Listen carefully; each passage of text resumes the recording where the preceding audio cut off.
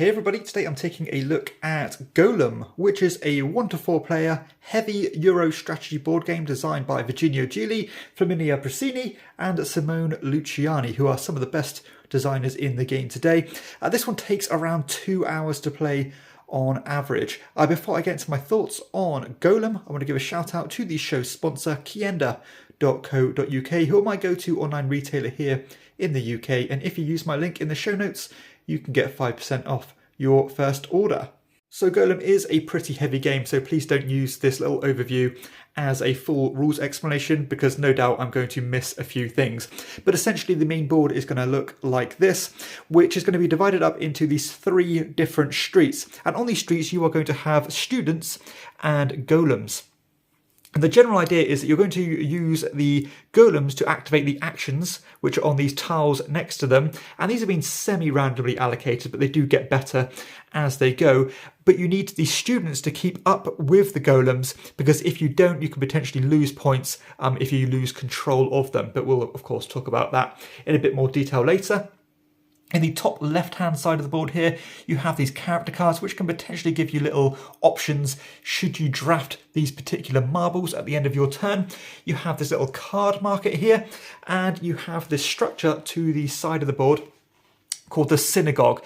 Now this is going to be one of the main mechanisms in the game where you select your actions, and that is going to go hand in hand with this other board here where you can take additional actions using this worker placement mechanism. You've got a bunch of different resources such as gold, coins, clay and knowledge, and a big part of the game takes place on each player's individual player board where you can upgrade a bunch of things and get better and better as you go climbing up these tracks, etc. But much like the main board, your personal board is divided up into 3 different colours, the blue, the red and the yellow, and that is all going to correspond to a different path or strategy that you can take throughout the game. So for example, the blue track here, the knowledge track, or the I think it's called the knowledge track, is going to relate to how many different cards you get played here, because when you do certain things in this game, you are going to unlock these little menorah symbols here, which are going to be an endgame multiplier based on different things. So again, the blue one is going to relate to how many cards you get played.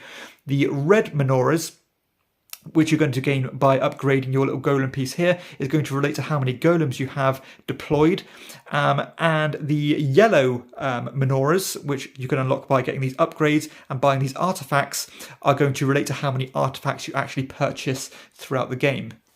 You're also going to get given some personal objectives to try and aim for throughout the game. Like for example here, I want to try and get 3 golems out, and I want to reach at least stage 6 on my book track here. But if I do 6 and 7, I can potentially get these bonuses at the bottom by getting more than one objective complete. So how does the game actually work? So the first thing you do on a turn is you have a look at how far you are up on the golem track, and you're going to pretty much climb up this track as you deploy more golems onto the board. So you can see here, whenever I purchase one, it's going to reveal this fist symbol, which relates to this track here. And if I climb it throughout the game, I can end up generating more victory points, but again, it will make you move more places, which is not normally a good thing. So you can see here, I'm currently at this 4 spot, which means I'll have to move my golems, and I can divide this out as I like, 4 spaces. And I can split that so I can go like 1 here, and then maybe I could go like 2 here, and let's say I had another golem deployed, I could go, say I had one right at the beginning, I can go here like so. Now you can see on the character cards, you've got an additional movement which you may have to do as well if you don't have a specific upgrade. And once you've done your golem movement, you're essentially going to go into the main part of the game where you take your actions, and the actions are going to come in 2 different forms. The first of which is to draft a marble and take the corresponding action, and the second of which is to place your worker. So you're going to get 2 marble drafts and you're going to get 1 worker placement action. You can see here I've already drafted my marble, so I've got a blue one and a black one. Now the colours of these marbles are important when you draft them, because as soon as you draft a certain colour, like the red, yellow or blue, you can move your student 1 spot of that matching colour. So that's great because it means that you are more likely to control your golems at the end of the round. The black one is really useful because it lets you move up to 2 of your students. And the white ones are basically dummies. They don't really do anything. But not only is the colour important, the number of marbles in each of these columns is important. because that is going to correspond to the different actions you can take. And generally, it will correspond to a certain resource you could take. So if I drafted this one at the moment, I'll get 1 knowledge token. If I drafted one from here, because there's 2 marbles here, I'll get 2 coins, or 1 clay. This one happens to have more actions or more marbles assigned to it, which will give me a discount on activating my golems. So you can see here that normally to activate 3 golems, it will cost me 5 knowledge. 4 golems will cost me 8 knowledge, but because I have 4 marbles here, I can get 4 discounts. So it only actually cost me 4 knowledge in order to activate 4 golems. Let's quickly talk about the other actions here. So not only is this one going to get you clay, you're also going to get the opportunity to do 1 red upgrade or a golem upgrade. And you do that by looking on your player board, paying the amount of clay on here and flipping it over to the reverse side. And these will all give you a benefit that you can use throughout the game, such as not having to move the extra movement on the character card. Or whenever you activate your golems, you can activate another one and do one instantly as soon as you flip it over. And as you can see, all these different upgrades have these menorahs on, which are going to correspond to these deployed golems at the end game scoring. The money action here is not only going to give you coins, it's going to let you do a yellow upgrade. And when you do the yellow upgrade, you're going to have a look at your player board here and pay the corresponding amount of coins and then deploy one of these tokens on that matching spot. So let's just say I ended up paying these 4 coins. I could move this token over to here, which means that if I manage to get this artifact built, which I have, and when it comes to the income phase, I will not only get this income, I'll also get this income as well. And much like the other parts of the game, the more you upgrade things, the more of these menorahs you're going to reveal. And this one here, you simply pay 8 coins simply to flip it over to get 3 more menorahs. The coin action also allows you to pay 3 coins in order to take a gold. And when you take the gold, you are simply going to deploy it somewhere on one of these artifacts. And as you can see, they do get more expensive, but they do get better as you go. Like, for example, this top artifact here, although it's going to cost me 4 gold, it can end up generating me 5 points income at the end of every phase, which is pretty good. The knowledge action will give you knowledge, and it'll also let you do a blue upgrade and or buy a book. So when you do the blue upgrades, it's going to correspond to these top actions here, where you have to pay the knowledge on the reverse side. So this one cost me 3 knowledge. I flipped it over like so. And you can also actually flip over this main part here, which means that you can end up basically getting more, or makes it easier for you to place these cards, because not only do you get to do a blue upgrade, you actually get to buy one of these cards at the top here, which have a cost at the bottom. It can either be moving one of your students back, or it can be just knowledge itself. Like, for example, this card here means it'll give me I have to pay 4 knowledge to it plus an extra one, depending on where it is in the row. So as the game goes on, the cheaper they get. But let's just say, for example, I chose to buy this card, paying that 5 knowledge. I could then tuck it somewhere under this player board here, bearing in mind that the colours have to match, so I could only ever put the yellow in this column because I've already committed to yellow here. However, you do need to end up climbing this track, because the higher you climb, the more cards of the same type you can deploy in each column. So if I was in this spot here, each of my columns can only have 1 card each, but as soon as I went into this top spot, I could end up putting 2 cards in each. And when you do that, you are going to get the benefit instantly on the bottom half of the card. So this will give me a point and a coin. And then starting from the bottom and working up, you'd activate every single card you've already bought in that column. And you'd even get the bonus from the bottom one here. So this gives me a gold. It would then let me trade in a coin for a gold. And then it would then let me move my yellow student 1 spot forward, like so. And the final drafting action corresponds to this mirror action here, where you spend a coin and then you can use the strength of this, which is at the moment is 0, to take any of the other actions. So it gives you that flexibility there. And then you can actually spend 3 coins if you wanted to move up that knowledge track to, again, give you more options when placing cards and even generating you endgame points. In addition to the drafting actions, you always get to take 1 worker placement action per turn. And these are modular, so each round they are going to change. But there's going to be more or fewer based on the player count. So in a 4-player game, all 4 of these spots are going to be filled up. In a 3-player game, only the first 4. And I believe in a 1 or 2-player game, only the first 3 are. And these do all kind of different things, such as giving you a victory point based on your leftmost student, and letting you use a golem action instantly. This one here lets you buy a book card without having to pay that additional cost, and so on, such as going up or down the golem track, getting points, going up the knowledge track and buying a book. So you can see all the different things that these tiles do here, and they will change as the game goes on. So once all the players have done their 3 actions in any order they want, so you can actually do like a draft and then a worker placement and then a draft again, or you can do worker placement first and then your 2 drafts, etc. But once you do that, you're going to have a look at what marbles you've drafted, and if you match with the characters up here, you can take one of these bonuses. So depending on the round it's on, so say it was the 4th round, you could end up spending 5 coins to, get a point for every upgrade you have, or even take the 3 coins instead.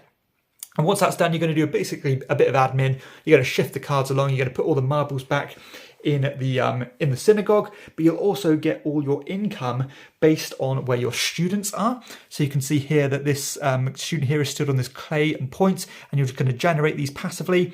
These ones here. And this one here as well, getting you points and knowledge.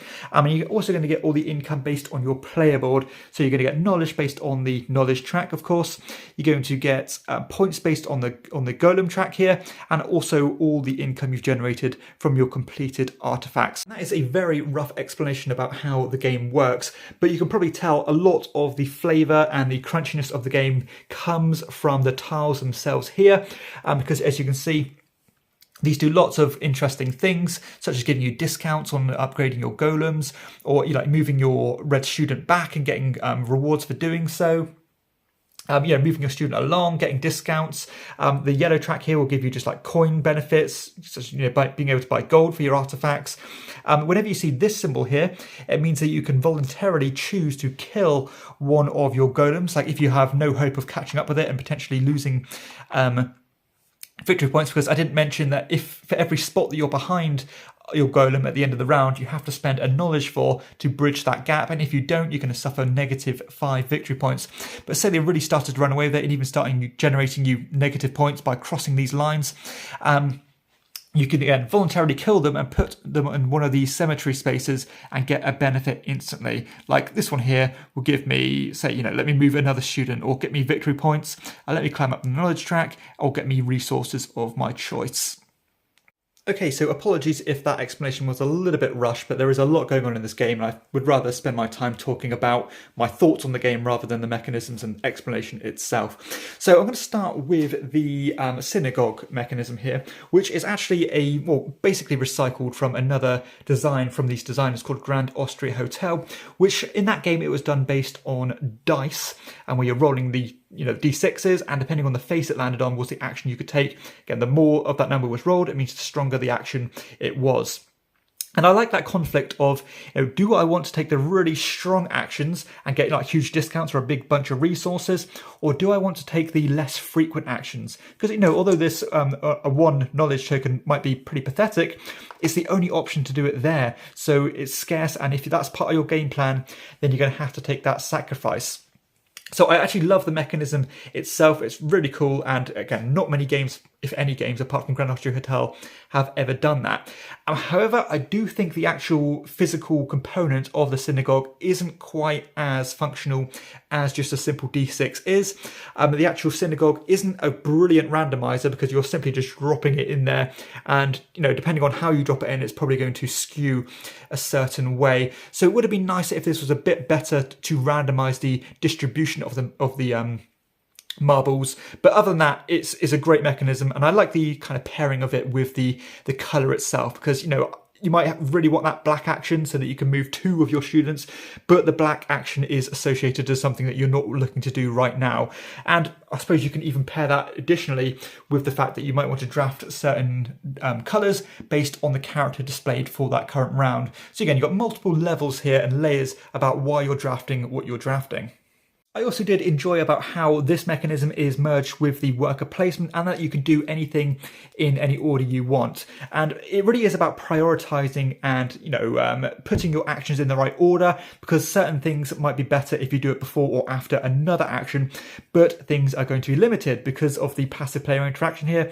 These marbles might be taken before you're ready for them to be taken. It's going to make your actions weaker, or it means that you might have to draft a different color that you initially wanted to. I love the rotation of the worker placement spots here, because a lot of these worker placement spots are absolutely fantastic, and depending on the player count, they might not even recycle around again, because there is quite a few of them, meaning that the feel of each round is going to feel quite, significantly different. I think the general vibe of this game is one of discomfort, and I don't mean that negatively. The game puts you under a lot of pressure to constantly keep up with your golems, and the fact that you only ever get 3 actions per round, and yeah, you can end up taking a few actions with a single action, if that makes sense, by triggering 4 golems, for example. And even then, that might synergize with different things. It still does not give you a lot of margin for error. There's only 4 rounds in this game, and each of those 4 rounds you're only drafting or taking 3 actions. So essentially, you're getting 12 main actions through the whole game, which is not much at all. So I do like that, again, that idea of pressure and not being able to make too many mistakes. It's probably going to bite you pretty hard if you do. But there is a lot of ways to overcome these things. As I said, you can string some actions together, and certain synergies between your player board and the main board will just unravel and develop and reveal themselves as the game goes on that you might have not initially have seen, which of course is like a thing that these designs are known for, just merging all the different parts of their game.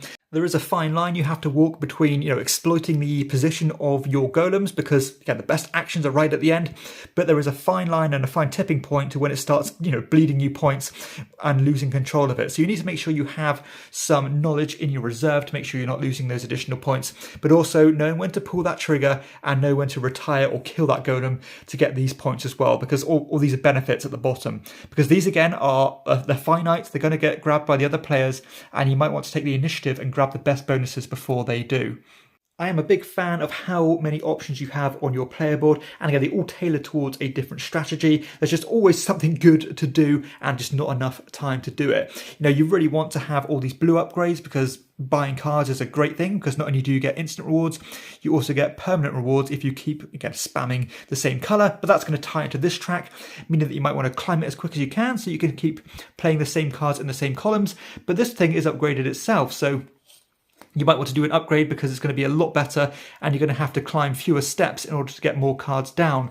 And all the time you're doing these upgrades, you're getting more and more of the specific coloured menorahs, which are going to tie to that certain strategy. The same goes for the golems. Yeah, you want to get the golems down, but getting the golems down means that they're going to climb this track, which means that they're going to lose more control of them, because you're going to have to divide the movement or have more movement on the board, which you might not have the knowledge to tailor towards that. But the more you go up these tracks, the more points you can get when it comes to the income phase. And there's lots of cool mitigation tools from the golem upgrades themselves, such as, again, not having to use the movement from the character card, or I think there's even ones like this one if you manage to buy it, which means you only ever pay a maximum of 2 knowledge, no matter how far the gap is between your character and your golem. Because normally this would cost like 1, 2, 3, 4, 5 knowledge, but if you have the upgrade, it's only going to cost you 2. So you can see how all these different things are worth having, but there's just not enough time to get it all done. And it's probably one of those games you're going to have to pick one, maybe start bleeding into the second strategy, and probably not, spinning all 3 plates and diluting your resources and your energy between the 3 strategies. I think Golem scales pretty well. It's not a massively interactive game because you're pretty much just doing your own thing. Most of the interaction is going to come through the communal card drafting, of course the marble drafting. If people are going for the same colours you are, then you're going to have to prioritise accordingly, and of course trying to get the jump on your opponents to get the perfect worker placement spot for you. And it's just a matter of tailoring the amount of marbles depending on the player count. So yeah, not really a big issue, and it'll generally scale quite well. However, that being said, I would generally probably not play this any more than 3 players, which is a general rule for me when it comes to heavier, more involved Euros, because I like to be more engaged throughout the game, and I'm not really willing to sit through 3 other players' turns before it gets back round to me, particularly when it isn't so interactive. But you are looking at a 2-hour game here, which, considering the depth and breadth of the game, isn't certainly not an issue. But bear in mind, this is going to be, a big time sink, and it might even go beyond that 2-hour count if you are looking at 4 players. There are a few issues I have with the game, the first of which are these character cards. I don't really think they add much to the overall experience, and it feels a little bit tacked on. It's one of those things where I think if it happens, it happens, lucky you, but other than that, it just feels a little bit surplus. I've already talked about the randomization of the synagogue. Doesn't quite work as it should, in my opinion. And another issue I have with the game is some of the iconography. It can be a little bit overwhelming at times. And sometimes it's a little bit inconsistent as well. For example, this worker placement spot here, it actually does mean activate one of your golems and use it, where normally that symbol would be the hammer symbol. So it's quite strange how they chose two different things. I know there's a very slight difference where in this example you don't have to lie it down, but it just doesn't quite sit right for me. There's some other symbology as well that you just have to refer to the rulebook, one or two more times than I'd normally be comfortable with. So again, bear that in mind. If you're not a massive fan of referring and cross-examining symbology, then this one might be one to avoid. The production for Golem is okay. It's nothing extremely lavish. It's all functional, and I actually do like the look of the board. I know I'm probably in the minority of that. But again, now the tiles themselves, they're pretty thin. They're not ultra high quality. As I said, the synagogue itself isn't overly functional. The marbles are nice. Everything else is generally fine. I suppose the biggest issue is some of the player pieces and the currencies. They're just a bit cheap and nasty. Like, the clay, it's normally nice to have something plastic or wooden to play with rather than just a cardboard chit for a piece of clay. And the coins as well, they look a bit rubbish. They're tiny. Okay, so let's get into some final thoughts on Golem. And again, I apologise that I've had to be somewhat rushed in this video because there's just too much to talk about and I'll be here all day if I wanted to do a full deep dive and critique everything in the game. But this is a very crunchy Euro. It's a true brain burner, and I suppose the rules themselves aren't that difficult because you're only doing one of these actions and the worker placement spot, but the way that these tiles start to merge with each other, some of the pressures that come into play, as in like having knowledge tokens in reserves, what you need to buy the cards, do you want the upgrades before you get the cards to get the most output from them?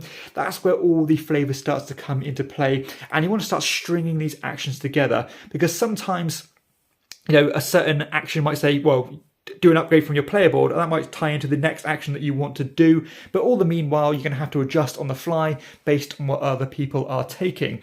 And again, with that underlay of wanting to move your students all the time, not only to increase your income but to keep up with the golems themselves, knowing when to retire the golems, it's just an absolute brain masher, and it feels like work at times. I'll be completely honest.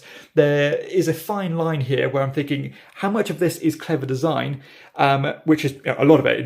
It's a very well designed game. There's a lot of thinkiness here, but does it start tipping that scale into feeling like work? And for me, I'm very much on that borderline, on that knife's edge of how do I feel about it, because this is the kind of game that I will play not very regularly because it is longer, and because it requires the right game group to do it. But that is like almost like the negative for it as well, because this isn't the kind of game that you can just pull off the shelf after 6 months to a year from playing it the last time, that you're going to remember how everything works. You're going to have to pretty much read the whole rulebook again and pretty much play it again as if you played it for the first time, because there's just too much going on here for you to fully grok. But if you are the kind of gamer where you buy a Euro game and you and your group fully like to explore every nook and cranny and to be as optimal as possible, then this is definitely one for you to sink your teeth into as a group, and you'll find yourself getting better, getting more mileage out of your turns, getting the maximum multipliers when it comes to all the different strategies. And I do love this actual scoring system where the different things you go towards are always going to reveal more of these menorahs and give you bigger multipliers depending on the strategy you went for. Love that, and that's generally a theme I do like in board games. But yeah, am I going to rate it amongst these Italian designers' best games? I don't think so. I do think it's good. I think it's way better than average. But yeah, it's maybe a little bit out of my comfort zone in terms of rules complexity and again the work factor. How much fun is it in compared to how clever is it? And I think those are two different things. So yeah, I do like the game. I would recommend it to the right person. I wouldn't universally recommend it, but I'm going to rate it relatively high. But I can see it not standing up with my favourites because of all those criticisms. So that is Golem.